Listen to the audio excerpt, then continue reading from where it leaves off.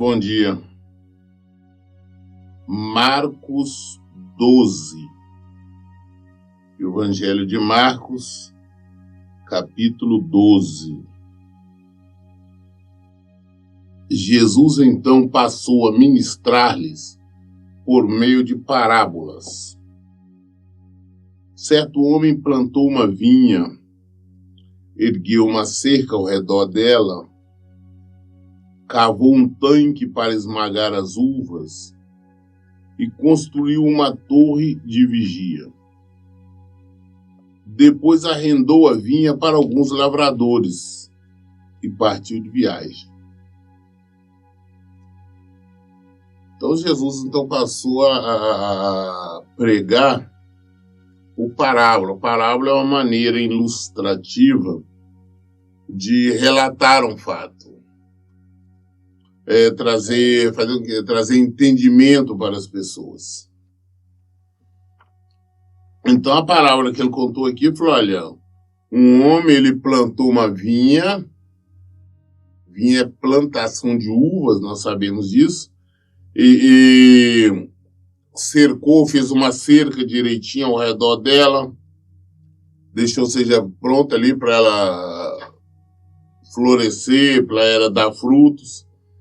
Ele também já cavou ali um tanque que seria para prensar uva, para tirar o suco, o vinho, que era para esmagar as uvas, e construiu até uma torre de vigia, para o vigia sempre estar ali, olhando se vinha algum inimigo, algum adversário, ou até mesmo animais para destruir a vinha. Então ele preparou tudo. Este homem preparou a vinha em tudo que era preciso, e simplesmente depois de tudo organizado, ele arrendou, alugou a vinha para algumas pessoas e viajou.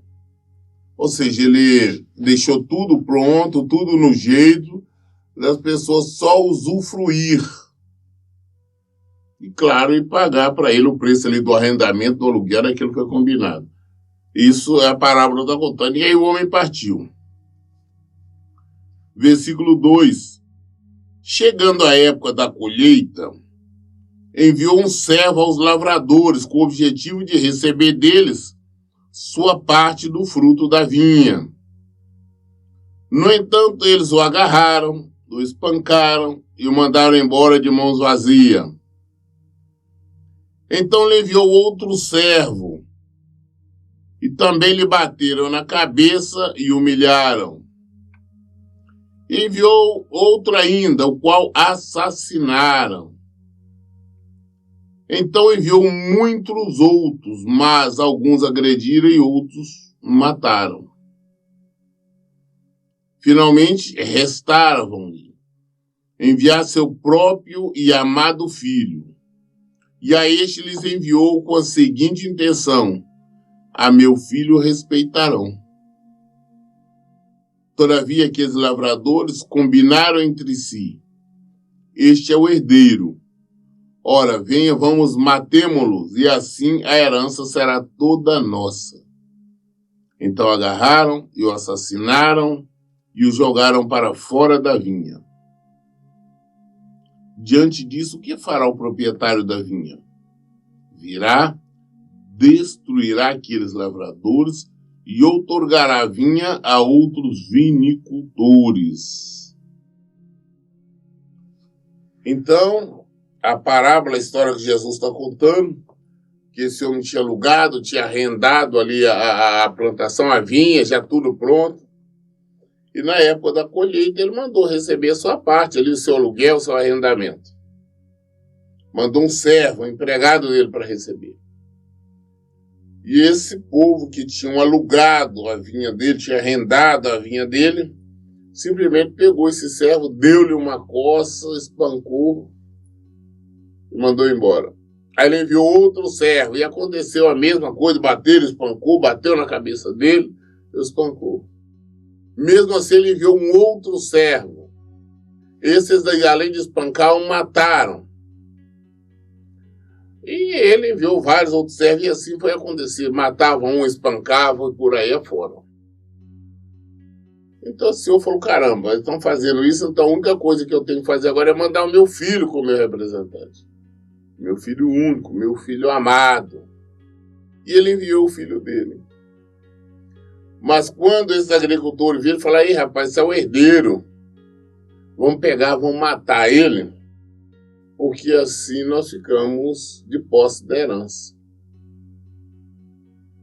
E claro que, como a própria palavra nos diz, este Senhor, ele virá e destruirá aqueles lavradores e dará a vinha para outros. Mas nós vamos ver que Jesus está falando isso, Jesus contando essa parábola, inclusive se referindo a ele mesmo. Versículo 10, ele diz assim, ainda não leste esta passagem nas Escrituras? A pedra que os construtores rejeitaram, essa veio a ser a pedra principal angular. Isso procede do Senhor e é obra de grande maravilha para todos nós. Por isso começaram a tramar o jeito de prendê-lo, pois perceberam que ele havia narrado aquela história com o propósito de acusá-los. Contudo, tinham receio da multidão e acharam melhor se afastarem. Então, Jesus falou, né? Porque a pedra angular, inclusive, é ele. Ele diz, aquele que cair sobre a pedra morrerá, aquele que a pedra cair também sobre ela morrerá. E Jesus tinha falado isso principalmente para os religiosos, para os fariseus, os saduceus, os herodianos, né? E eles entenderam isso, que era contra eles, e começaram a pensar logo num jeito de matar Jesus. Mas não podia matar ali naquele momento, diante da multidão que estava ali. Mas eles já pensaram em tramar. Então o que essa parábola quer dizer? Deus, ele enviou ao longo dos anos a Israel inúmeros profetas. Profeta que nós conhecemos ou que não conhecemos, conhecidos ou desconhecidos, profetas grandes ou menores, como Amós, como Abacuque, como Jeremias, Ezequiel, enfim, todos eles, Isaías. Então eles vinham para exortar o povo. Deus enviou esses homens, enviava a palavra através dele, chamando o povo ao arrependimento. Para o povo abandonar o erro, abandonar o pecado. Mas o povo não queria isso. Inúmeros deles, eles mataram. Ou tem um profeta, Dom Zacarias, que ele foi morto próximo ao altar. Né? Vários outros. Nós vimos o que aconteceu com os profetas, o que fizeram com Jeremias. Jeremias foi jogado em poço, foi para o tronco, e de várias maneiras. Então é isso que Jesus está falando. Deus enviou vários profetas para alertar. E o povo mataram. Os religiosos mataram, sacrificaram, espancaram muitos deles, como fizeram todo tipo de barbaridade com esses profetas, esses enviados do Senhor. Aí Deus vendo, falou que não tem jeito, falou, então eu vou enviar o meu filho. Deus enviou quem? Enviou Jesus. Mas o que fizeram com Jesus? Prenderam, perseguiram, prenderam, escarneceram, crucificaram e o mataram. Foi isso que fizeram. E Jesus está dizendo, falou, olha, é claro que Deus vai destruir cometer esse pecado, mas não dará, por exemplo, a vinha, né, a vinha do Senhor será dada a outros. Graças a isso, chegou até nós. Chegou Oriente, Ocidente, em toda parte. Graças exatamente a essa rejeição, que eles rejeitaram a Jesus. Os religiosos rejeitaram. Quem prendeu Jesus foram os religiosos hebreus, foram os judeus, não foram os romanos, não. Foram os judeus. Né? Eles prenderam Jesus, julgaram Jesus, condenaram Jesus, até ver ele morto. Mas, através disso, a palavra, por ele rejeitado a palavra de Jesus, a palavra do Senhor alcançou todo o resto do mundo e está alcançando. Mas aqueles que cometeram tamanha barbaridade, com certeza, serão destruídos. É isso que essa parábola está falando. Versículo 13. Mais tarde, enviaram Jesus algum dos fariseus e herodianos para tentar condenar-lhe alguma palavra que proferisse. Então eles enviaram agora algum dos religiosos para criar uma armadilha, alguma coisa para Jesus cair. Então nós vamos armar porque Jesus falando alguma coisa que não deve, alguma coisa contra o governo, contra o rei, contra qualquer coisa, nós vamos ter motivos para prender Jesus, para executar ele o tempo todo. Nós temos que entender que o ministério de Jesus, que durou o ministério terreno, né? Que durou aproximadamente 3 anos, durante esse tempo Jesus sofreu perseguição. Era uma perseguição implacável, direta. Jesus constantemente tinha que estar em alerta. Mas por que Jesus não caiu em nenhuma delas? Primeiro, Jesus era obediente a Deus. Em segundo lugar, os planos de Deus se cumprem. Ninguém, nada, absolutamente nada, ou alguma pessoa, tem condições de mudar, alterar os planos do Senhor. Então Deus já tinha determinado o tempo, a época certa, quando Jesus seria preso, seria morto, para levar todos os nossos pecados. Jesus seria crucificado. Então seria daquela maneira e não de outra. Já estava programado por Deus. Então, por mais que eles tentassem, eles não conseguiam antecipar. Eles queriam prender Jesus logo, matar ele antes, só que não conseguia. Porque os planos de Deus acontecem. E Deus tinha planejado daquela maneira. Não é que Jesus não veio para morrer, ele veio para morrer na cruz do Calvário, sim, mas no tempo certo, no tempo exato, no tempo programado por Deus. Tá? Então, as lutas, perseguições, as armações que faziam contra Jesus, ele sabia e o tempo todo ele estava em alerta. E às vezes eu fico observando quando pessoas se dizem cristãs, quando vem qualquer luta, qualquer dificuldade, qualquer coisa, começa a lamentar, falar, não, está acontecendo isso, o Senhor me tira disso, eu tenho que reinar, eu tenho que dominar, não pode acontecer isso, misericórdia, porque não conhece Cristo. Se conhecer, saberia que as lutas na nossa vida, as batalhas, os desertos, as tempestades são esperadas. Nós temos que passar por tudo isso. Porque o próprio Senhor Jesus falou, olha, no mundo tereis aflições. Então nós sabemos que passamos por ela. Nós estamos em território inimigo. Nós estamos peregrinando, nós estamos andando em direção à vida, mas em território inimigo. São nossos adversários. Então é aguardar luta. Jesus falou, quem quiser me seguir, pegue a sua cruz. Essa é a ordem do Senhor. Então nós temos que parar com essa história. Qualquer luta, o Senhor me ajuda, meu Deus. Tem pessoas falando bobagem. Não sei por que está acontecendo isso comigo. Eu sou fiel ao Senhor, eu sou dizimista, eu vou na igreja, eu leio, eu oro a Bíblia. E daí? Jesus era Deus. Ele foi perseguido, ele sofreu. Por nossa culpa, por nossa causa. Constantemente tinha ciladas preparadas para ele, tinha armadilhas, tinha jogos de palavras armados para ele. Mas ele andava com pensando direto no todo, estava ligado no Senhor, então conseguia perceber, conseguia desviar do mal. O diabo sempre vai usar pessoas para nos atacar, agora nós temos que estar em alerta. Tem outra pessoa, qualquer coisa, dá um tropeçãozinho ali, não, isso é coisa do diabo. Não, tropeçou porque você não olhou para onde estava andando, você não viu aquela pedra, aquele pouco, aquela coisa, você tropeçou. É muito fácil nós sair tirar a nossa responsabilidade. E não é assim.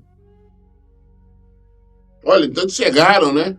Esses religiosos, os herodianos e tudo mais, chegaram armando para Jesus. E chegaram para ele e perguntaram, versículo 14.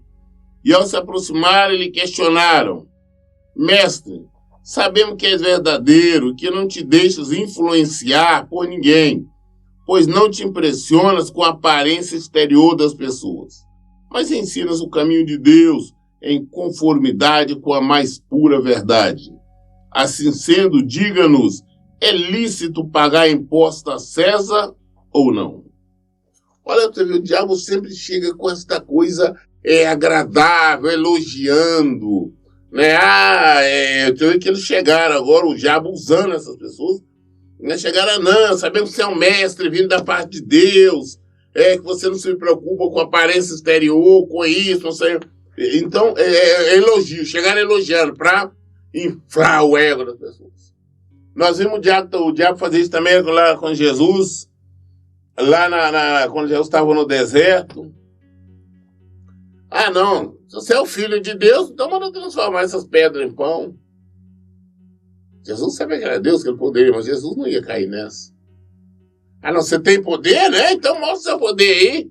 Jesus não caiu nessa. Então, o diabo está o tempo todo tentando, com esses elogios, essa hipocrisia. Aquele demônio lá de Gadareno lá, o diabo, o demônio agindo na vida dele, ele veio que se atirou aos pés de Jesus adorando.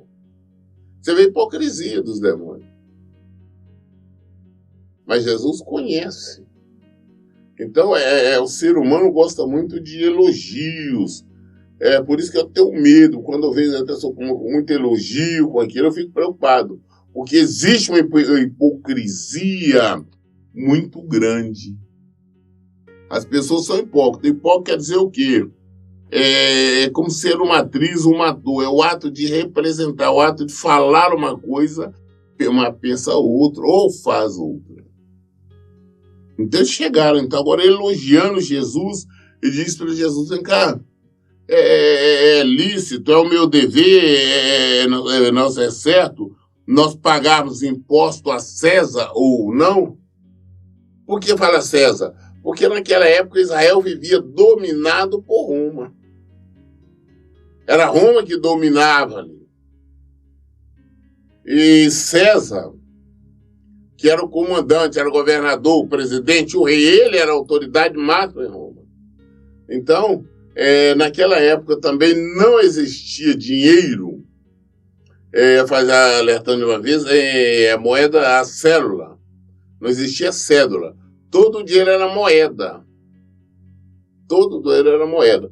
Então, o que acontecia? Os reis, os governantes daquela época, geralmente mandava colocar as fins, a sua foto, a sua retrato, a sua cara, nas moedas.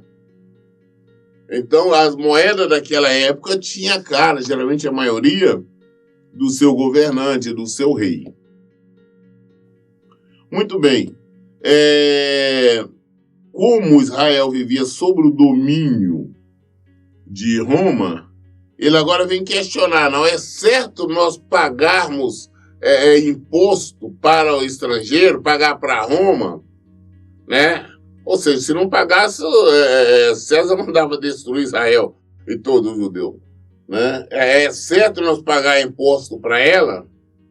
É certo nós pagar imposto para César? Porque se Jesus fala assim, não paga, então estava indo contra César. Indo contra César, César mandaria matar Jesus. Então essa foi a armadilha que criaram. Devemos pagar impostos, versículo 15. Devemos pagar ou podemos nos recusar? Jesus, porém, conhecendo quão hipócritas estavam sendo, lhes inquiriu: por que me tentais?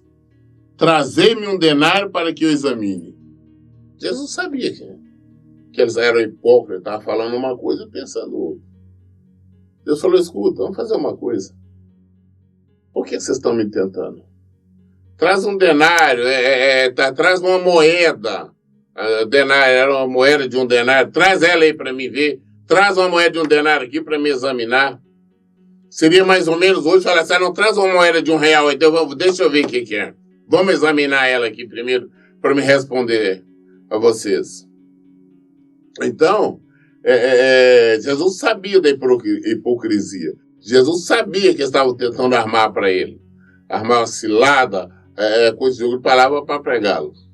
Jesus tinha consciência disso. Só que Jesus não fugia, Jesus ia direto ali. Jesus respondia, Jesus trazia ensinamento.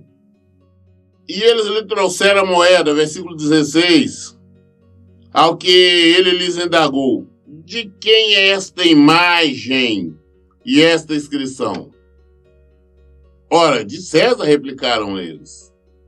Então Jesus asseverou, dai a César o que é de César, e a Deus o que é de Deus. E todos ficaram pasmos com ele.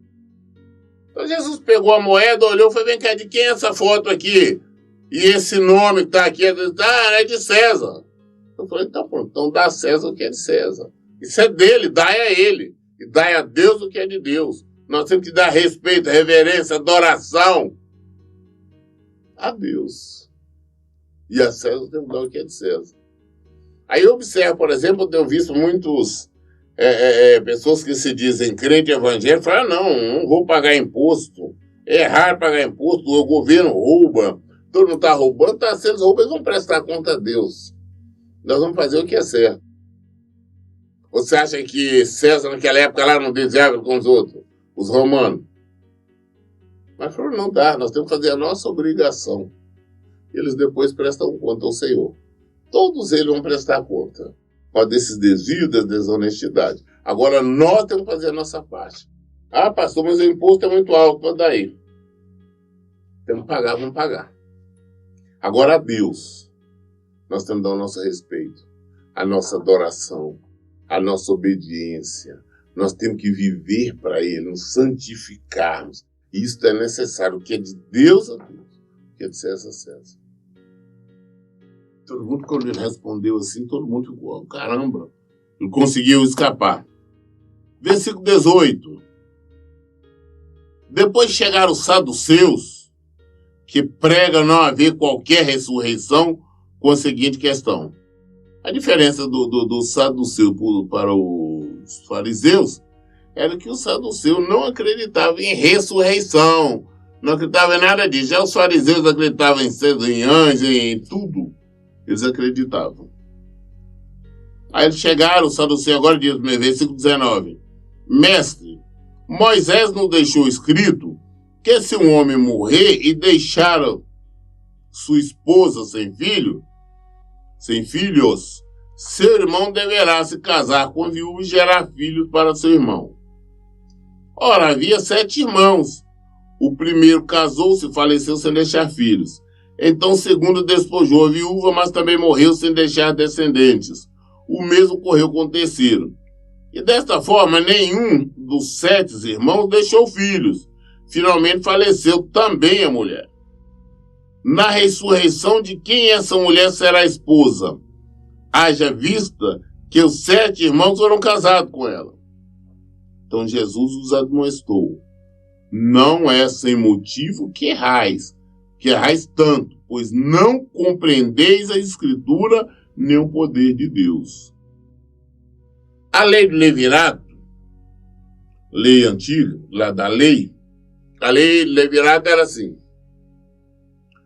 Se uma pessoa é casada, né, com uma mulher, a mulher não tivesse filhos e viesse a morrer, então tinha que o irmão assumir o lugar e manter relações sexuais com ela para que ela gerasse filho. E se gerasse filho, o filho não levaria o nome dele, mas levaria o nome do defunto, daquele que faleceu, do marido dela.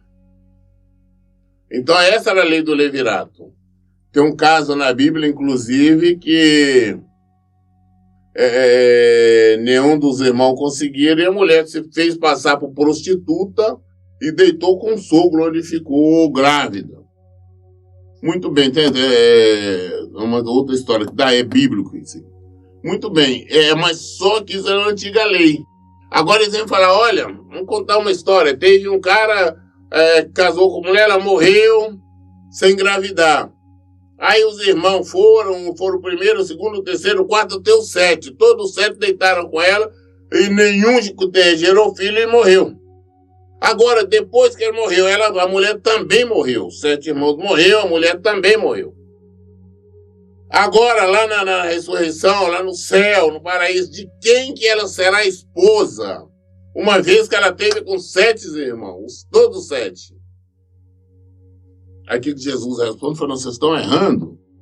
Vocês erram porque vocês não conhecem as Escrituras nem o poder de Deus. Que não conhecem. Versículo 25. Quanto aos mortos ressuscitam, não se casam mais, nem são dados em casamentos, pois tornam-se como os anjos no céu. Olha, entenda uma coisa, quando ressuscitam, não tem mais negócio de casamento, são como anjos. Ou seja, não existe, entenda uma coisa, os nossos laços familiares, eles se encerram, aqui. As pessoas falam, não, eu tenho uma conversa fiada na igreja, não, eu vou estar lá no céu com minha esposa, com meus filhos, com minha mãe, com meu pai, não vai estar com ninguém.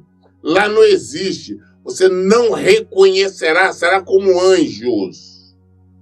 Tá? Não tem esse negócio de esposa, de filho, de pai, de mãe, nada.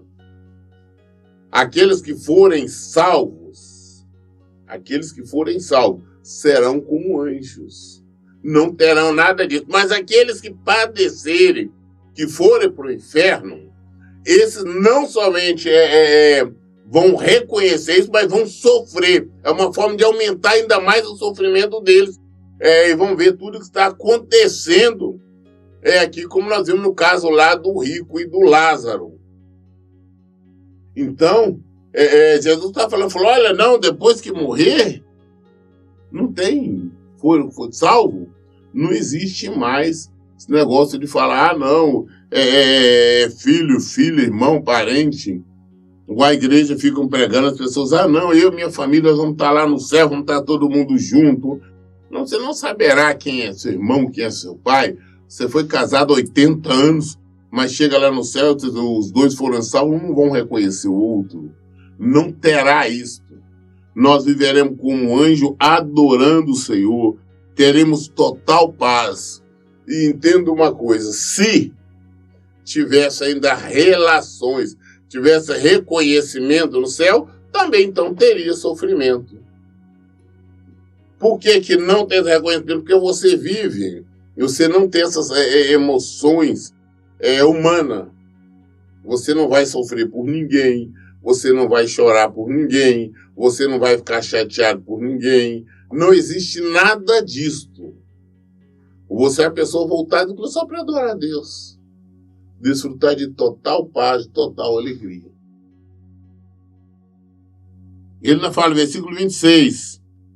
A respeito da ressurreição dos mortos, ainda não tendes lido no livro de Moisés, no texto referente à sarça, como Deus lhe declarou? Eu sou o Deus de Abraão, o Deus de Isaac e o Deus de Jacó. Ora, ele não é Deus de mortos, e sim o Deus dos vivos. Estais absolutamente enganados. Então, muito bem, quando Deus apareceu para Moisés, lá no monte, através de uma sarça, a sarça ardente, a sarça que queimava, mas não se consumia, o mato, o capim ali, ele mandou Moisés chegar perto e falou, não, eu sou o Deus de Abraão, o Deus de Isaac, o Deus de Jacó. Só que há centenas de anos, esses patriarcas já tinham falecido. Já tinham morrido há muitos e muitos anos. Então, que essa afirmação de Deus está dizendo o quê? Não, eu sou Deus dos vivos. Então, está falando assim, olha, Abraão, Isaac e Jacó, eles vivem, eles estão vivos. estavam vivos. Essa porque foram salvos. Então é isso que Deus está falando. Falou, olha, eu sou o Deus de Abraão, de Isaac, de Jacó, o Deus dos vivos. Deus não é Deus dos mortos. Então aqueles que forem, que são mortos espiritualmente, aqueles que não foram achados dignos de alcançar a vida eterna, que forem para o sofrimento eterno, para a desonra eterna, para a morte, para o inferno, Deus não é Deus deles. Deus é Deus somente dos vivos. Se nós queremos ter Deus, então vamos ficar vivos.